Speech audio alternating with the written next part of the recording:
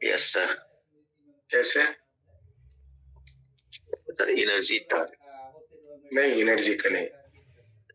Sir ये जो bourse की थ्योरी क्या कहता है कि इलेक्ट्रॉन जो है यस वो सिर्फ इसी एंगुलर मोमेंटम में रहेंगे।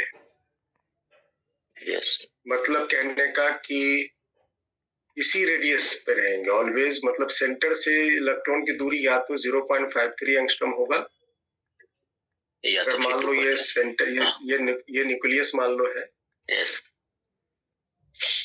सोचो ये न्यूक्लियस मान लो है, यहां से एक पॉइंट हुआ रेडियस R1 जिसकी दूरी कितनी है 0.53। दूसरा पॉइंट यहाँ है, इसके रेडियस है R2 की वैल्यू कितना है 2.12। दूसरा रेडियस है R3, ये वाली R3।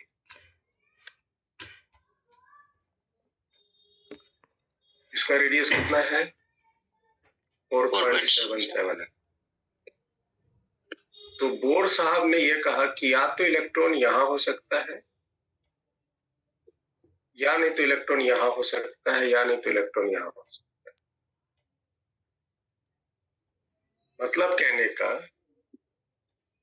कि अगर यहां होगा या यहां होगा या यहां होगा तभी एंगुलर मोमेंटम कंजर्व रहे, ये क्वांटाइज्ड रहे।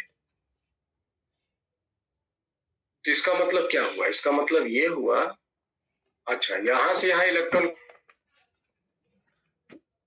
ये पॉइंट से R1 से R2 इलेक्ट्रॉन कैसे जाएगा? अगर हम इसको बाहर से कुछ एनर्जी देंगे तो इलेक्ट्रॉन यहां से यहां चला, या और ज्यादा और एनर्जी देंगे तो इलेक्ट्रॉन यहां से यहां चला जाए।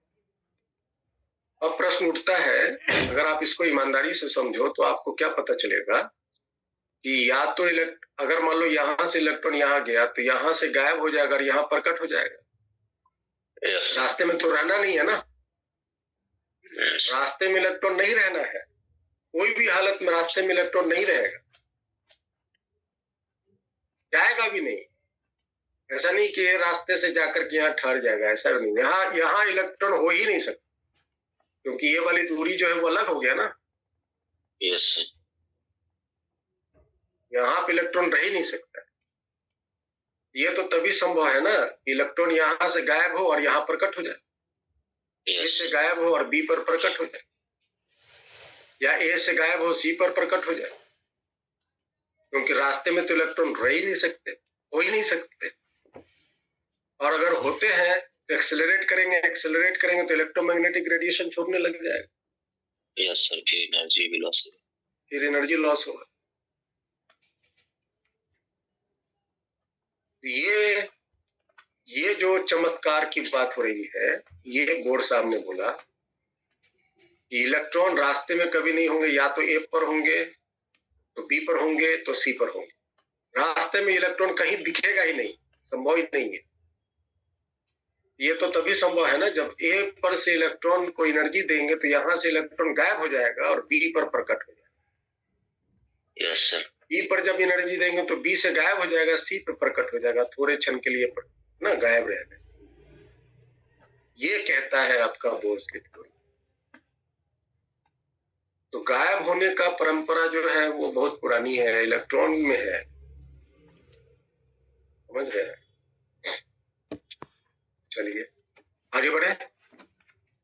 Yes sir.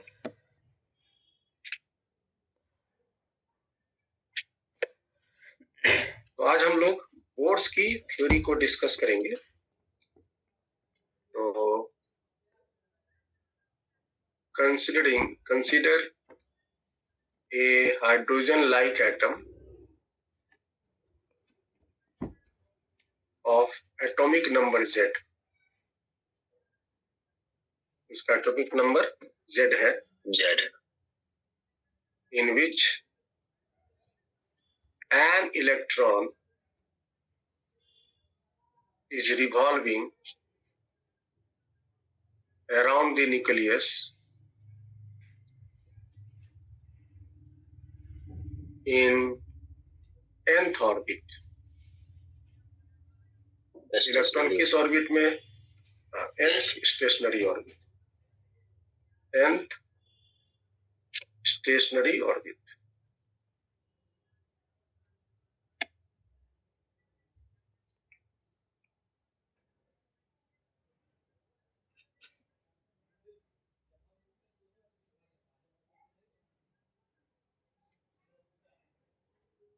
मान लीजिए कि कोई एक एटॉमिक नंबर Z है, तो बताओ तो न्यूक्लियस में कितने प्रोटॉन रहेंगे? Z proton. तो न्यूक्लियस के चार्ज हो गए Ze प्लस Z और एक इलेक्ट्रॉन है जो nth ऑर्बिट में चक्कर काट रहा है।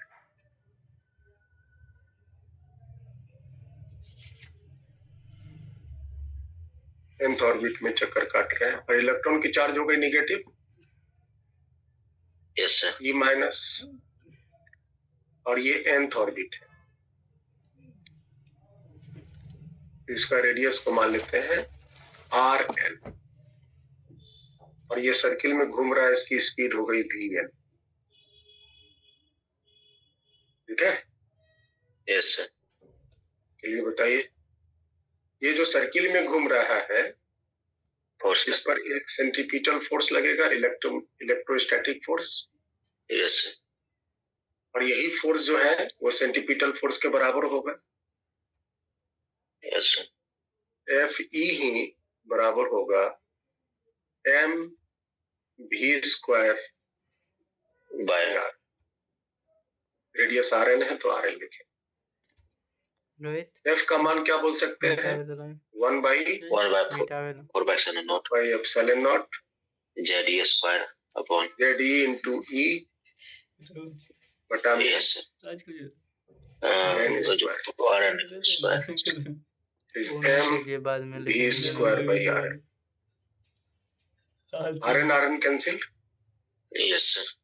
और ये जो एक नीचे में Rn बच गया उसको राइट साइड भेज देते हैं, तो लेफ्ट साइड क्या बचा? Ze²। इसको हम उल्टा करके लिख देते हैं, तो राइट साइड वाला पहले लिख देते हैं m Vn² into Rn is equal to Ze² divided by 4πε। समझ में आया इतना? Yes sir. ये हुआ equation number 1। This is equation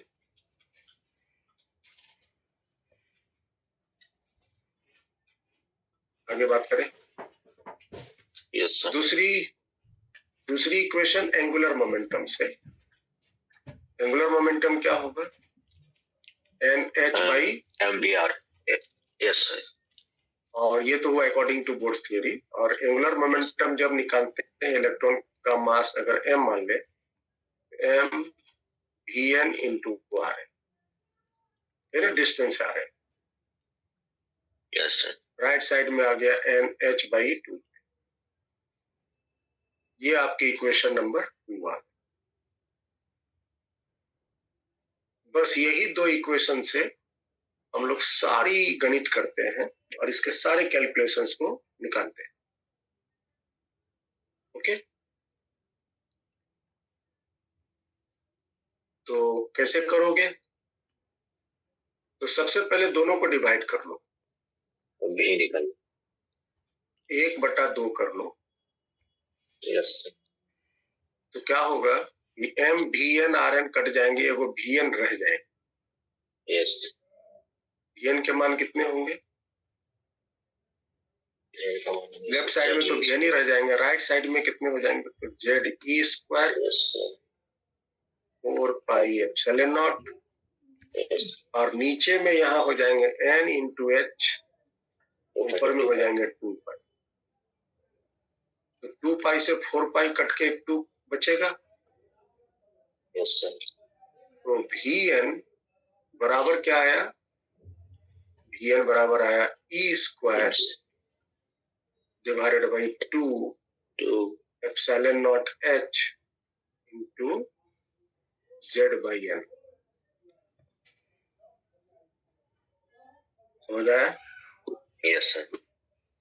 ये इतना मान E² 2ε0h Z/n। अभी हम कैलकुलेशन किसका कर रहे हैं? स्पीड निकालने की स्पीड, है ना। हम इसको टॉपिक बना के लिख देते हैं, to find speed in nth orbit, speed in nth orbit. Electron की nth ऑर्बिट में स्पीड क्या है, इसको निकालने के लिए हम ये फॉर्मूला, ये दोनों को डिवाइड किए, यहां तक मेरे पास रिजल्ट आएगा। और फाइनल रिजल्ट हम क्या कह सकते हैं, अब देखो इस ब्रैकेट के अंदर में, इस ब्रैकेट के अंदर में तुम देखो ध्यान से, तो इलेक्ट्रॉन का चार्ज तो यूनिवर्सल कांस्टेंट है, यस सर, एप्सिलॉन नॉट भी यूनिवर्सल कांस्टेंट है, प्लैंक्स कांस्टेंट भी यूनिवर्सल कांस्टेंट है। अब दो तो हमेशा के लिए कांस्टेंट, न्यूमेरिकल कांस्टेंट। तो ये एक पूरा जो टर्म आया वो कांस्टेंट टर्म आया, इसको हम इस तरह से लिख सकते हैं, भी नॉट जेड बाई एल। और जब भी नॉट का मान जब निकालते हैं, मतलब E square by 2 epsilon not h का मान निकालते हैं, ये अप्रोक्सीमेटली आता है 2.16 into 10 to the power 6 metre पर सेकेंड। मतलब आपको निट पॉइंट ऑफ व्यू से जो इसको याद रखनी है वो रखनी है, भी n is equal to 2.16 into 10 to the power 6 Z by n, और ये इंटायर मीटर पर सेकेंड।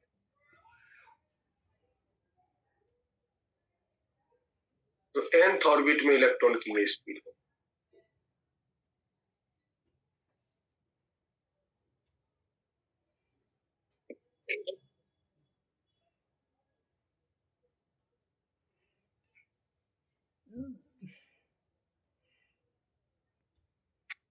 अब हम रेडियस निकालते, radius in nth orbit, radius in nth orbit कैसे निकालेंगे, आपके पास तो सारी कहानी यहाँ है। आप ऐसा कीजिए, ये जो Vn की वैल्यू इतना निकाले ना, यस सर, इसको ला करके किसी एक में प्लेस कर दो, दो में प्लेस कर दो, ये दो वाला इक्वेशन आसान है, तो करो प्लेस। तो Rn के मान क्या हो जाएंगे, putting Vn in equation, radius कितना putting Vn 0.5 in equation 2 into n square by z. तो Vn का Rn का मान आ जाएगा m, इक्वेशन 2 देखिए क्या है, इक्वेशन 2 यही है, m Vn Rn, m Vn Rn। तो m तो ठीक है, Vn की वैल्यू इतना निकाले हैं, ये वाला रख लेंगे, e square Z by, e square Z by 2 epsilon not h n, 2 epsilon not h into n, ये हो गया इंटू जेड बाई एन, अच्छा, हो गया Vn into Rn। Yes sir, ये भी यहाँ पे रख रहे हैं, अभी हम Vn का मान रखे इतना, e square Z by 2 epsilon not h n, Z छूट गया, इंटू आर, जेड कहाँ रहता, ऊपर था, ई स्क्वायर जेड था ना, यस ई स्क्वायर एच लिख दिया, छूटा नहीं है, उसकी जगह h, yes Z, e square Z होगा, नीचे में ठीक है 2 epsilon not h n, yes, और राइट साइड में है n h by 2, n h by 2, ये वाली 2 कैंसिल हो।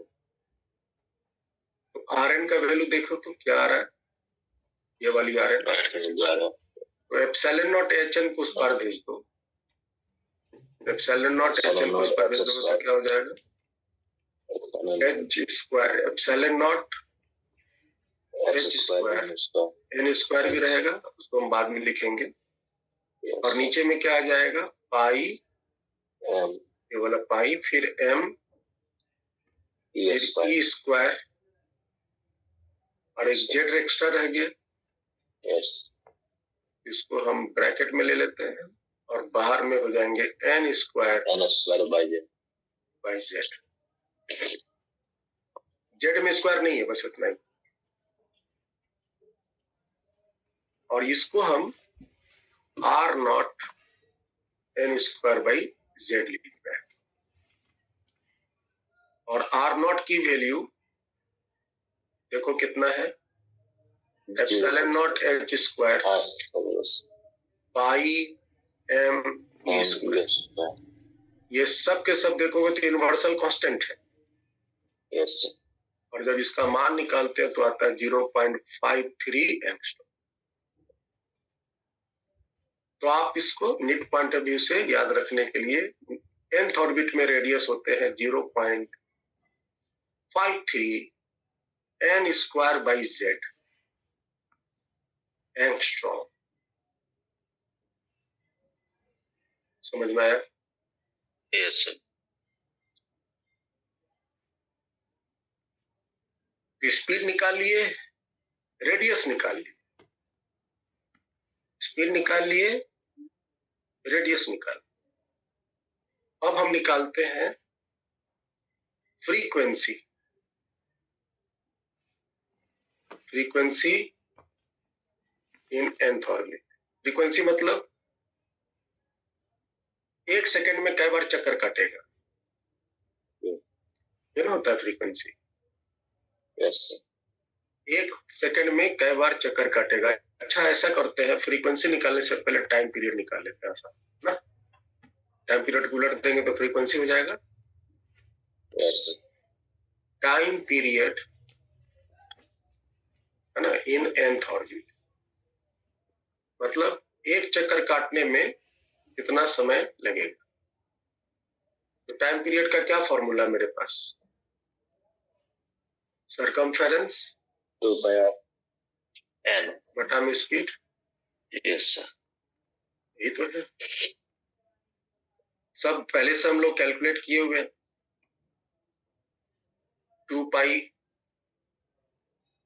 Rn का मान कोई बच्चा बोलो, Rn यही है ना, यही आर क्या है, epsilon not h square n square pi m e square Z बटा में वी एन का मान देखिए, यहां निकाले ई स्क्वायर जेड और क्या है 2 epsilon not h n, 2 epsilon not h into n, ये वैल्यू है जी। तो देखो और बताओ क्या क्या चीजें यहाँ पर चेंज हो रही हैं। तो बहुत सारा टर्म्स घुसा हुआ है, पहले सीधा उधा कर लेते हैं ना। 2 पाई ऊपर में है, एप्सिलॉन नॉट है, एच स्क्वायर है, एन स्क्वायर है, और नीचे वाला जो है ना 2 एप्सिलॉन नॉट एच एन, इसको ऊपर भेज दिए। यस नीचे वाला, और नीचे में बचा क्या पाई एम ई स्क्वायर जेड, ये वाला पाई एम ई स्क्वायर जेड, और एक बचा ई स्क्वायर इंटू जेड। इतने सारे बच गए। देखो कुछ कटने वटने वाला है तो काट फाट दो, पाई पाई कट जाएंगे। ई एम ऊपर नहीं है, ई स्क्वायर ऊपर ई नहीं है, जेड ऊपर नहीं है, ई ऊपर नहीं है, जेड नहीं है, बस हो गया इतना ही। तो बताओ टाइम पीरियड की वैल्यू क्या दिख रही है।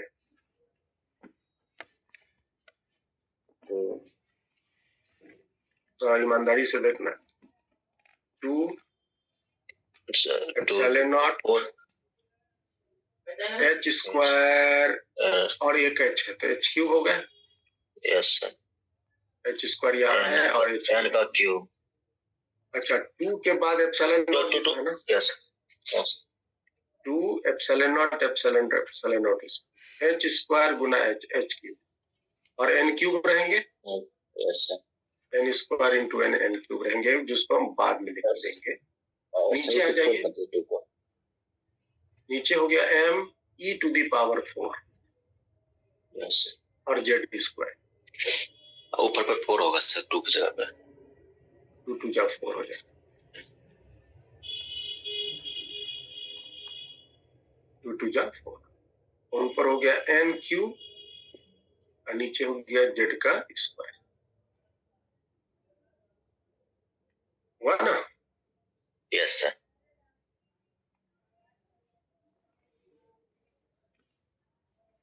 और इसी को उलट देंगे तो क्या आ जाएगा? फ्रीक्वेंसी। अगर हम इसका वैल्यू निकालते हैं तो इसका वैल्यू आता है टाइम पीरियड का, डिवाइड करो 1/6.6, अप्रोक्सीमेटली 0 या 1.51 लिखते हैं, 1.51 into 10 to the power minus 16 n cube into z square। दिख रहा है? ये सेकंड में आएगा। इसमें आएगा सेकंड में। मतलब क्या दिख रहा है? कितना सेकंड में? मान लो ये हाइड्रोजन एटम का इलेक्ट्रॉन होता फर्स्ट ऑर्बिट में, तो n का मान 1, z का भी मान 1। जेड का जेड क्यों होगा? के स्क्वायर। जेड स्क्वायर है ना भाई, जेड स्क्वायर है, n का क्यूब है, z का स्क्वायर। हाँ, तो हम पूछ रहे थे कि अगर हाइड्रोजन एटम होता और इलेक्ट्रॉन फर्स्ट ऑर्बिट में होता तो z का मान 1 और n का भी मान 1, तो कितना सेकंड लगता है एक चक्कर काटने में? बहुत कम सर, 1.5। बहुत कम, 10 to the power -16 second. Yes. हम लोग का जो साइंस है उसमें 10 to the power -8 सेकंड हुआ तो इसको नेग्लेक्ट कर देते हैं। Yes sir. इसको इंस्टेंटेनियस बोलते हैं। यस। यहाँ तो उससे भी छोटा समय है। इतना कम समय में वो इलेक्ट्रॉन एक चक्कर पूरा काटता है भाई। बहुत स्पीड है, बहुत स्पीड है। स्पीड तो देख ही रहे हो, स्पीड कितना है। ये देखो 2.16 10 to the power 6, ये स्पीड। तो nth ऑर्बिट में फ्रीक्वेंसी क्या हो जाएगा? अगर हम इसकी फ्रीक्वेंसी निकालते हैं, थोड़ा सा स्पेस बना लेते हैं फ्रीक्वेंसी निकालने के लिए। तो फ्रीक्वेंसी बताइए, frequency nth orbit, frequency nth orbit मतलब एक सेकंड में कई बार चक्कर काटेगा, ये हम निकालना चाहते हैं। तो फ्रीक्वेंसी का फॉर्मूला तो जानते ही हो, टाइम पीरियड का उल्टा होता है 1/t। 1/t कितना हो जाएगा? m e to the power 4 बटा में 4 एप्सिलॉन नॉट स्क्वायर h का क्यूब, उलट दे रहे हैं ना? Yes. z square by n cube, ये आया। और जब हम इसका वैल्यू निकालते हैं फ्रीक्वेंसी का nth ऑर्बिट में, ये nth ऑर्बिट की टाइम है, तो nth ऑर्बिट की फ्रीक्वेंसी आता है 6.6 into 10 to the power 15 z square by n पर सेकेंड, हर्ट्ज कह सकते हैं। कितना बार चक्कर काट रहा है? 10 to the power 15 टाइम्स चक्कर काट रहा है। यस। एक सेकंड। बताइए। भीतर में इलेक्ट्रॉन ये कमाल कर रहा है न्यूक्लियस को, सॉरी एटम के भीतर। अब आइए निकालते हैं एनर्जी। सबसे पहले बताइए potential energy. Potential energy in nth orbit.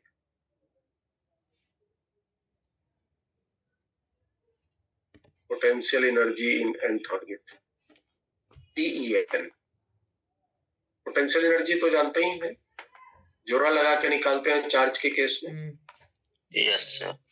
ये आपका जोड़ा हो जाएगा। एक चार्ज हुआ ZE प्लस में और दूसरा चार्ज हुआ माइनस, और बीच की दूरी RL। तो बताइए एनर्जी क्या हो सकता है? 1/4 हाँ हाँ ठीक बोल रहे हो, बोलो बोलो। 1/4 pi epsilon naught एनर्जी हो जाएगा 4 pi epsilon naught epsilon naught ZE z e. into E नहीं, यही गलत है, ये plus z e minus E. Yes, sir. Minus e बता दिया। Upon Rn. Yes, sir. और ये जब आप एनर्जी लिखते हैं इसका मतलब हुआ कि आप कहाँ रेफरेंस लिए हुए हैं? Infinity. Taking reference at infinity. अगर इंफिनिटी पर रेफरेंस नहीं लेंगे तो एनर्जी इतना नहीं होगा, याद रखिएगा। पोटेंशियल एनर्जी तब ये फॉर्मूला यूज नहीं हो, अगर इंफिनिटी को रेफरेंस लिए हो तभी आप ये फॉर्मूला यूज कर सकते। चलो ठीक है, आगे बताओ। ऊपर में क्या आ गया?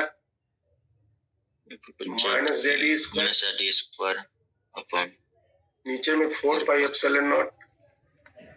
आर एन की वैल्यू बताइए, आर एन की वैल्यू निकाले हैं ना अभी? यस। ये देखिए आर एन की वैल्यू यहाँ है, ये वाली आर एन की वैल्यू है ना। यस। इसको हम प्लेस करने वाले हैं। क्या है बताओ? Epsilon not h square n square. Epsilon not h square n square upon, और क्या है? M pi m e square z. Yes pi m e square z. थोड़ा कैलकुलेट कर लो, बताओ कितना है? ई स्क्वायर कट जाएगा। स्क्वायर तो कट गया भाई, और कुछ कटने वाला है? जेड जेड गलती हो गया सर, गलती हो गया। अच्छा, उलट जाएगा सर, नीचे आ रहा है क्योंकि हम इसको सीधे लिख दिए नहीं। Yes sir. ये नीचे लिखाएगा ना। Yes sir. ऊपर पर pi minus Z e square by 4 pi epsilon nought नीचे में आएगा आपका, नीचे में आएगा आपका epsilon not h square n square, है ना। Epsilon not h square n square नीचे में आएगा, ऊपर पर पाई एम ई स्क्वायर, ऊपर में pi m e square Z आ जाएगा। Pi m e square Z. ये है कहानी। अब हुआ। अब बताइए तो पोटेंशियल एनर्जी की वैल्यू माइनस में आया, माइनस जेड। पहले जेड बाद में नहीं सर, पाई पाई कट गया। Yes sir. ऊपर में आ गया m e square m e to the power 4। हाँ सर, 4 अपॉन जेड स्क्वायर। नीचे में बताइए क्या है? 4 तो रहेगा, 4 epsilon not square, epsilon not square into h, epsilon not square into h square. N square भी तो है। हाँ सर, जेड के साथ है, जेड के साथ है, तो Z square by n square. ये वैल्यू मेरा आ गया। और जब हम इसको न्यूमेरिकली कैलकुलेट करते हैं तो आता है minus 27.2 Z square by n square, और ये आएगा इलेक्ट्रॉन वोल्ट में। यस। ये क्या हुआ? Potential energy. और ये पोटेंशियल एनर्जी जो आया है वो किस कंडीशन पर? इन्फिनिटी जो रेफरेंस, वो रेफरेंस पर लिए हैं। चलिए अब एक और निकाल लीजिए, kinetic energy in enthalpy. Electron चल रहा है ना? यस। तो क्वेश्चन में रेफरेंस चेंज कर सकता है क्या? बिल्कुल कर सकता है, उसका हम न्यूमेरिकल भी करेंगे। और वही सबसे इंपॉर्टेंट पार्ट बच गया अभी, काइनेटिक एनर्जी इन एंथैल्पी।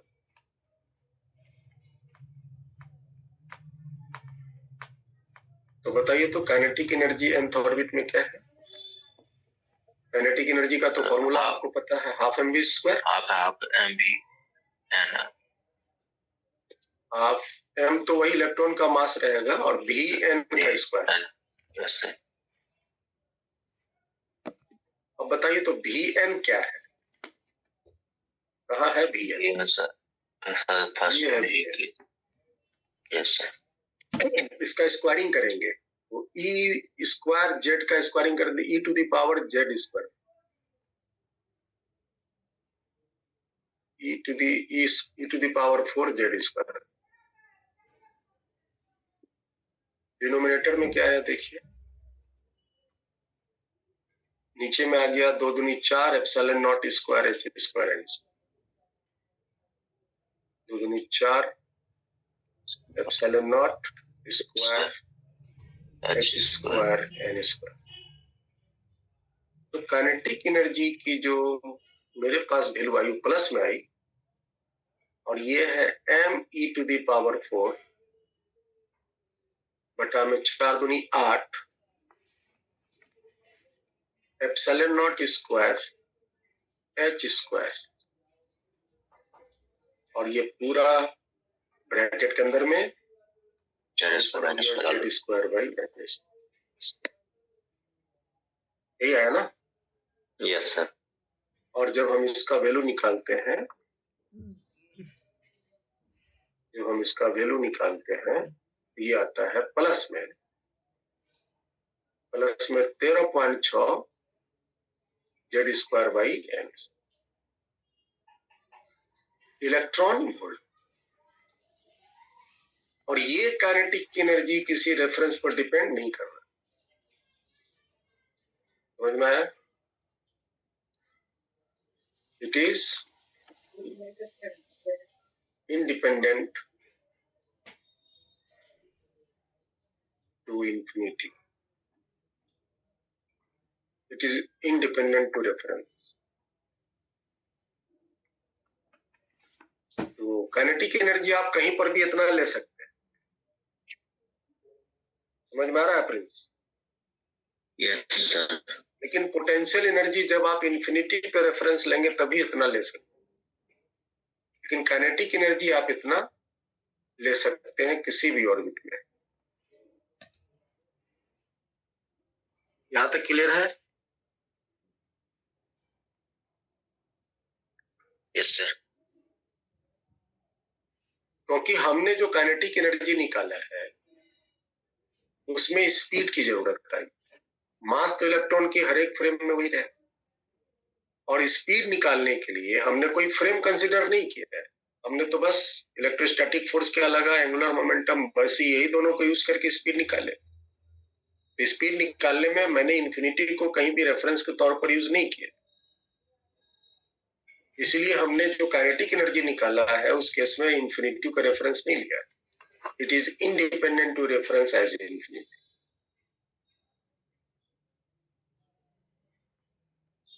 ठीक है, चलो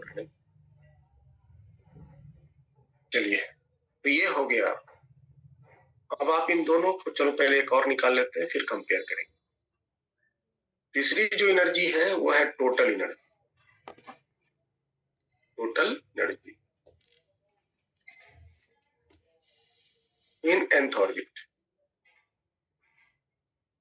तो nth ऑर्बिट में टोटल एनर्जी क्या हो जाएगा? इसको अगर हम E बोले तो En टोटल एनर्जी दोनों को तो काइनेटिक एनर्जी प्लस पोटेंशियल। आप इन दोनों को जोड़ दो। काइनेटिक देखो पहले आपके पास है, ये वाली पोटेंशियल आपके पास, पोटेंशियल आपके पास है और काइनेटिक आपके पास है। इन दोनों को जोड़ दो तो देखो क्या हो रहा है। ये पोटेंशियल माइनस में है, और देखो सारे फैक्टर, ये जो इतना सारा फैक्टर यहाँ देखो और यहाँ देखो, इतना सारा फैक्टर तो सेम है ना दोनों में। Yes sir. फर्क क्या चीज का, यहाँ -1/4 है और यहाँ +1/8। जब हम दोनों को जोड़ेंगे तो बताओ पहले कि निगेटिव आएगा पॉजिटिव आएगा? सर ये आ जाएगा निगेटिव। नेगेटिव माना जाएगा। और कितना का नेगेटिव आएगा? -3 1/8 के। 1/8 के। Yes sir. अगर आप इसको जोड़ते हो ना, -1/4 आप +1/8 करोगे तो कितना आ जाएगा? -1/8 आ जाएगा। समझ रहे हैं? और बाकी सारे टर्म्स तो है ही।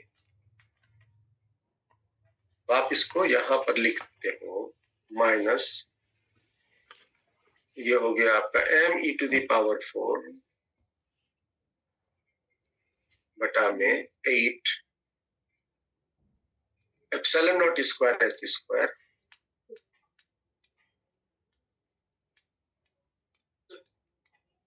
Square z square by n, नहीं n, हाँ ठीक है, z स्क्वायर बाई n।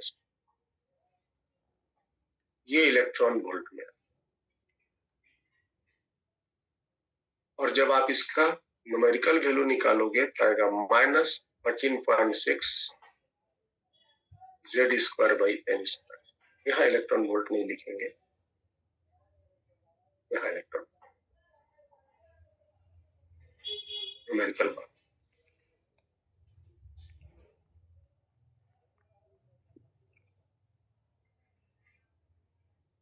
अब यहाँ पे कुछ समझने वाली खास बातें हैं। इस फॉर्मूला से आप अलग अलग, अच्छा ये जो एनर्जी, टोटल एनर्जी आया ना? Yes sir. क्या इसको निकालने में, ये टोटल एनर्जी निकालने में आपने पोटेंशियल एनर्जी को यूज किया? Yes sir. और पोटेंशियल एनर्जी का आपने कितना, कौन सी फॉर्मूला यूज करा? ये वाला फॉर्मूला यूज करा। Yes sir. और ये वाला फॉर्मूला तो इन्फिनिटी के रेफरेंस पर डिपेंड करता है। Yes sir. इसका मतलब क्या हुआ? इसका मतलब हुआ कि ये जो टोटल एनर्जी है ये भी सिर्फ और सिर्फ लागू है only when infinity is taken as it, है ना, रेफरेंस।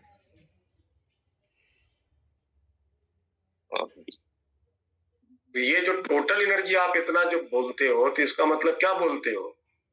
आपने ऑटोमेटिकली इंफिनिटी को रेफरेंस लिए होगे। समझ में आया? Yes sir. Potential energy reference पर डिपेंड किया, टोटल एनर्जी रेफरेंस पर डिपेंड किया, काइनेटिक एनर्जी नहीं है। काइनेटिक एनर्जी आजादी है। इसी आजादी का हम फायदा उठाएंगे आगे चल के, जब हम रेफरेंस बदल के कहीं पर भी टोटल एनर्जी, वहां की पोटेंशियल एनर्जी सब कैलकुलेट करेंगे तो काइनेटिक एनर्जी का फायदा उठाएंगे, क्योंकि वो इंफिनिटी पर डिपेंड नहीं करता। चलो अब आप यहां पर बात करो, नोट करो कुछ। सबसे पहला कि magnitude of kinetic energy, numerical value, और मैग्नीट्यूड ऑफ टोटल एनर्जी देखो तो क्या दोनों का बराबर है? काइनेटिक में भी देखो तो 1/8 है और टोटल एनर्जी में भी। और ये क्या है? और ये क्या है? मैग्नीट्यूड ऑफ पोटेंशियल एनर्जी का आधा है, आधा है। एक बात। दूसरी बात कि काइनेटिक एनर्जी पॉजिटिव है, टोटल एनर्जी निगेटिव है और potential energy negative.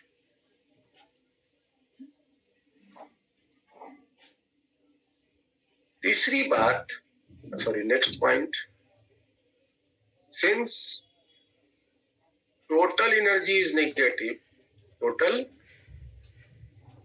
energy is negative. Hence, the electron, ये जो इलेक्ट्रॉन चक्कर काट रहा है ना,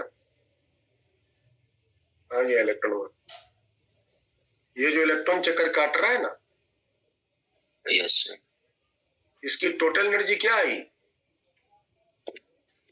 टोटल एनर्जी, इसकी टोटल एनर्जी आई नेगेटिव आई ना, यस सर, ये नेगेटिव आएगा। इसका मतलब हुआ कि इस इलेक्ट्रॉन जो सर्किल में नाच रहा है न्यूक्लियस के चारों तरफ, इसकी टोटल एनर्जी नेगेटिव है।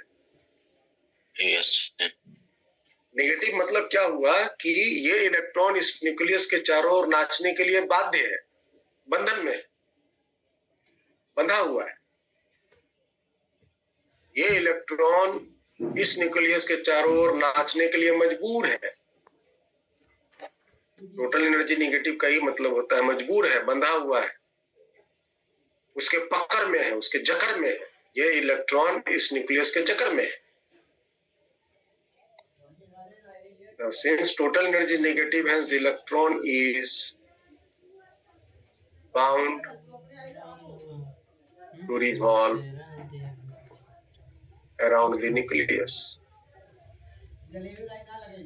अगर मान लो ये इलेक्ट्रॉन कहता है हम बहुत साल इस न्यूक्लियस के चक्कर काटे हैं, अब हमको इसका चक्कर काटने का मन नहीं करता है, तो क्या हुआ? मन नहीं किया तो क्या इलेक्ट्रॉन यहाँ से छोड़ के चला जाएगा?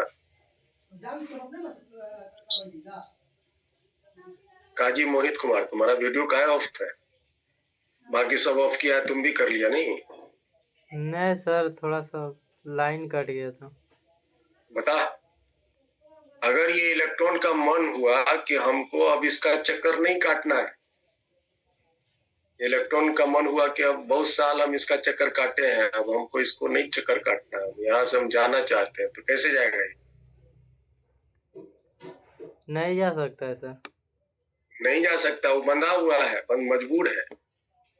जाने के लिए बस यही है कि उसकी टोटल एनर्जी कम से कम 0 हो जाए,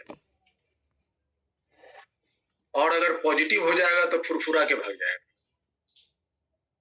तब फिर वो बंधन से मुक्त हो जाए। 0 भी हो जाएगा तो जस्ट बंधन से मुक्त हो। बात समझ में आ रहा है प्रिंस? यस सर, इसकी टोटल एनर्जी जो है वो नेगेटिव, मतलब वो इलेक्ट्रॉन न्यूक्लियस के चारों ओर नाचने के लिए बाध्य है। चलिए, अब अगर हम इसी तरह से हम लोग का जो धरती है ना प्रिंस, यस सर, सूरज के चारों ओर नाचने के लिए बाध्य है। जब हम सन के रेस्पेक्ट में धरती की जब टोटल एनर्जी निकालते हैं, ग्रेविटेशन में आप पढ़े होंगे, उसकी टोटल एनर्जी नेगेटिव आई, नेगेटिव। ऐसा कोई जो बंधा हुआ है उसकी टोटल एनर्जी हमेशा जब कैलकुलेट करोगे तो नेगेटिव। आगे बात कीजिए। Since total energy is negative, hence the electron is bound to revolve in the. अब बताइए, अगर हम हाइड्रोजन एटम की बात करें, और हाइड्रोजन एटम मतलब Z का मान 1, तो फर्स्ट ऑर्बिट में एनर्जी कितना होगा n बराबर 1 में?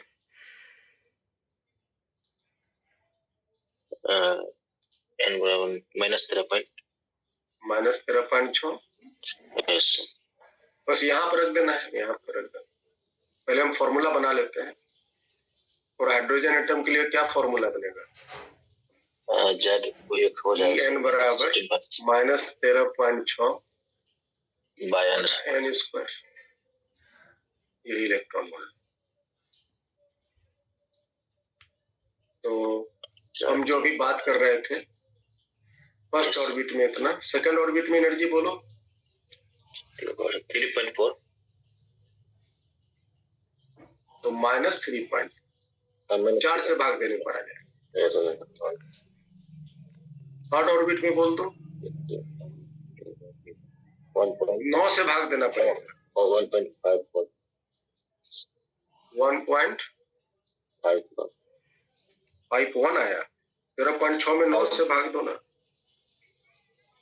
0.6 में 9 से भाग देना है, 1.51 है। 1.51 है ना? यस सर, 1.51 होगा।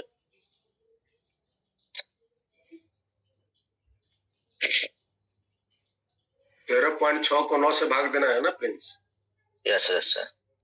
13.6 को हाँ सर सही है, 1.51 1.51 आएगा। 1.51 आया।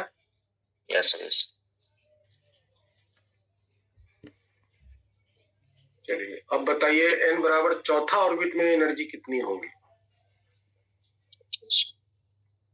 16 से भाग देना होगा तब। माइनस 0.85। 0.6 को 4 चौके 16 से भाग देना होगा। यस ये आ जाएगा माइनस 0.85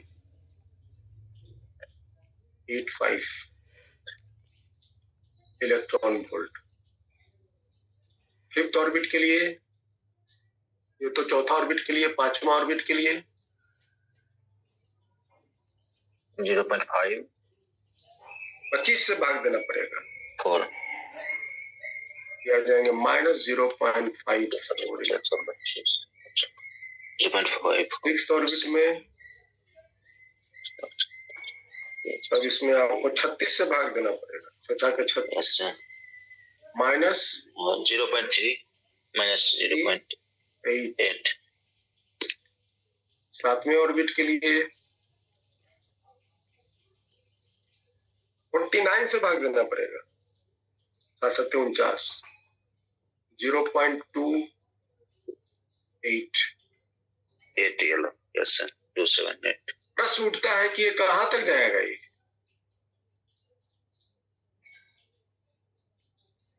ये प्रश्न उठता है, ये जाएगा इंफिनिटी तक। और जब इंफिनिटी पे आ जाएगा तो इसकी एनर्जी कितनी होगी? 0। तो ये इंफिनिटी पर इसकी एनर्जी हो जाएंगी।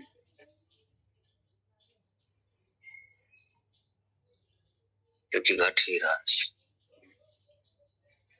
और याद होगा आपको, जब आप इसी चीज को पढ़े होंगे फिजिक्स में, तो पहले अगर पढ़े हैं तो पढ़े होंगे, नहीं तो आप केमिस्ट्री में भी पढ़े होंगे। एटॉमिक स्ट्रक्चर में n बराबर 1 को क्या बोलते हैं? के शेल। यस के शेल बोलते हैं ना? यस ये एलिमेंट ALMN ABCD आता है ना? Yes sir. O P Q R इस तरह से जाएगा ही भाई। वही तो ABCD आता है ना? यस तो इस तरह से हाँ, n का मान 1 स्टार्ट होगा के सेल से। तो आप इसको इस तरह सजा लें। अच्छा, ये सब क्या बताना चाहता है जानते हो? कि अगर आपकी फर्स्ट ऑर्बिट में इलेक्ट्रॉन कितनी है, फर्स्ट ऑर्बिट में इलेक्ट्रॉन की एनर्जी कितनी है? अरे बोलो भाई कोई। माइनस। तो इसकी एनर्जी 0 कब हो जाएंगी?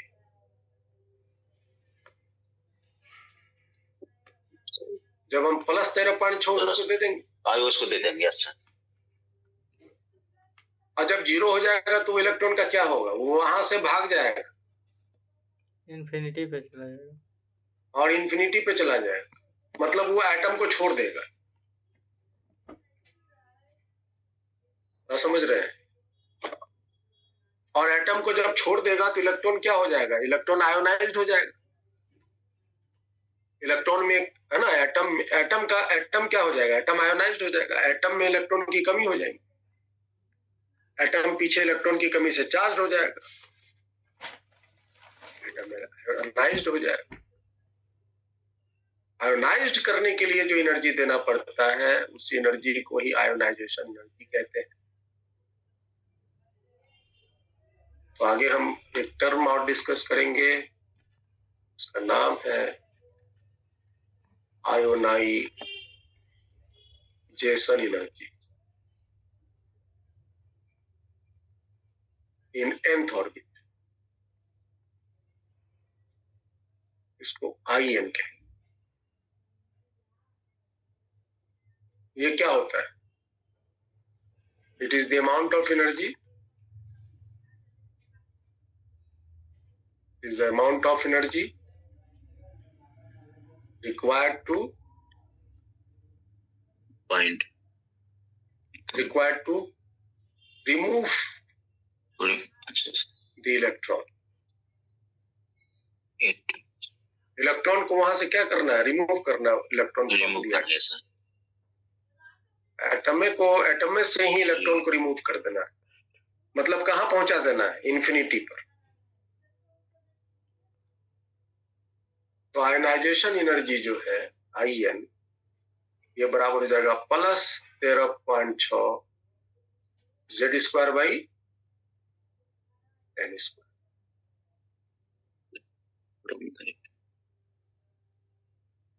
आप किसी भी ऑर्बिट की इलेक्ट्रॉन को आयोनाइज कर सकते हो, उस ऑर्बिट की टोटल एनर्जी निकाल लो, माइनस में ऑफकोर्स है, उतना ही के बराबर का प्लस दे दो, तो वो वहां से भाग जाए। और ये ऑफकोर्स मिनिमम एनर्जी है, it is the minimum energy. Minimum छूट गया, लिख देना। It is the minimum amount of energy required to remove the electron from.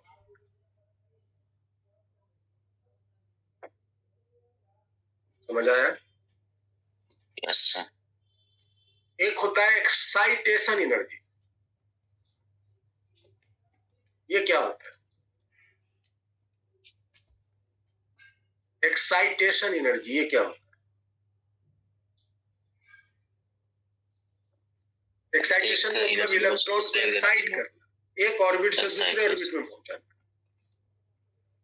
एक ऑर्बिट से इलेक्ट्रॉन को दूसरे ऑर्बिट में पहुंचाना। इट इज द एनर्जी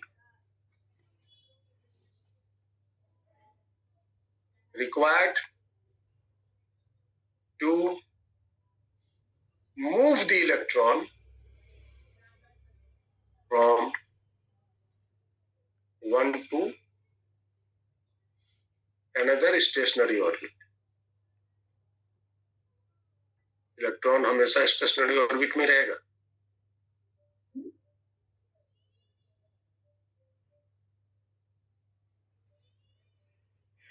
और इस एक्साइटेशन एनर्जी को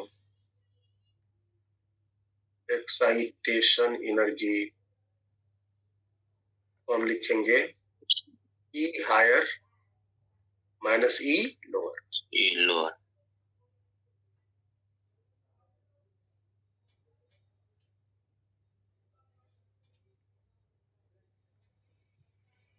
जैसे फर्स्ट एक्साइटेशन एनर्जी अगर निकालना है तो क्या होगा? E2 minus E1। First excitation energy मतलब means from n is equal to 1 to n is equal to 2। 1 से लेके 2 तक। अच्छा बताओ तो सेकेंड एक्साइटेशन एनर्जी का क्या होगा? n बराबर 1 to n बराबर 3। समझ में आया? Yes sir. इसके लिए एक्साइटेशन एनर्जी का फॉर्मूला हो जाएगा E2 माइनस E1। और इसके लिए फॉर्मूला हो जाएगा एक्साइटेशन एनर्जी का E3 माइनस E1। ठीक है जी? Yes sir. इस तरह से हम एनर्जी को कैलकुलेट करें।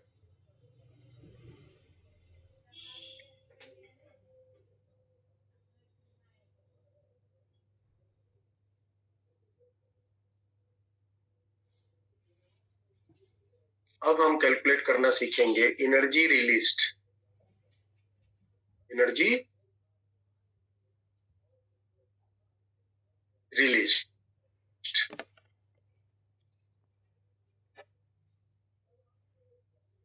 in electromagnetic wave, in electromagnetic radiation, when electron take transition from higher to lower orbit. समझ में आया?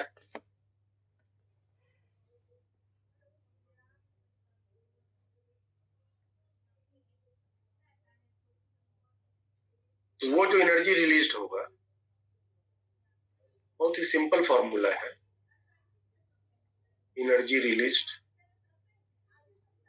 बराबर होगा higher energy minus lower energy,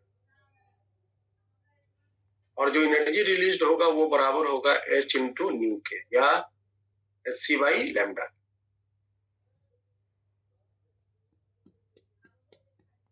इसी फॉर्म में एनर्जी इलेक्ट्रोमैग्नेटिक रेडिएशन में होगा। और EH क्या है और EL क्या है? एनर्जी का हम जब कैलकुलेशन किए हैं तो आप यहाँ देख लो, m e to the power 4, m e to the power 4 बटा में 8 epsilon not square h square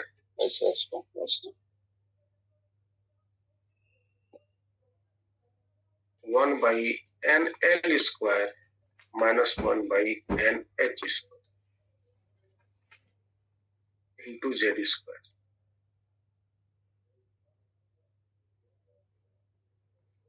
समझ में आया?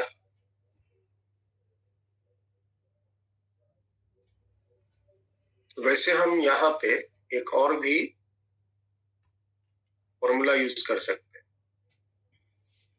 HC बाई लैम्डा, है ना जी, बराबर राइट साइड में क्या हो जाएगा? 0.6 1 by n l square minus 1 by n h square into z square. और HC बाई लैम्डा को क्या लिख सकते हैं? 12,400, है ना? या तो एक मिनट, 12, तो हम लैम्डा निकालने के चक्कर में चले गए। ये ना एनर्जी रिलीज होगा, एनर्जी रिलीज होगा। हम इसको थोड़ा जगह बना लेते हैं,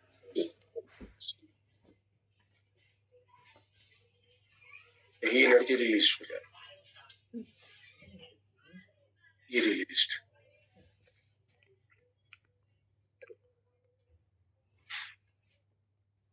आप इस तरह से भी एनर्जी कैलकुलेट कर सकते।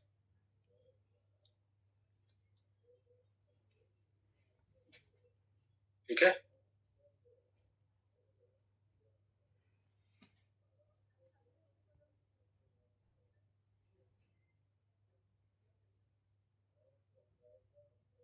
और इसी एनर्जी रिलीज के क्रम में क्या होगा? तो वेवलेंथ छोड़ेगा लैम्डा, इस वेवलेंथ का कैलकुलेशन कर सकते हैं, और फिर उसके बाद हम हाइड्रोजन स्पेक्ट्रम करके बाकी सारी कैलकुलेशन कर। आज यहीं तक रखेंगे, स्पेक्ट्रम और वेवलेंथ का कैलकुलेशन और वो सही कैसे कैलकुलेट किया जाता है, ये सब नेक्स्ट क्लास में ऑलमोस्ट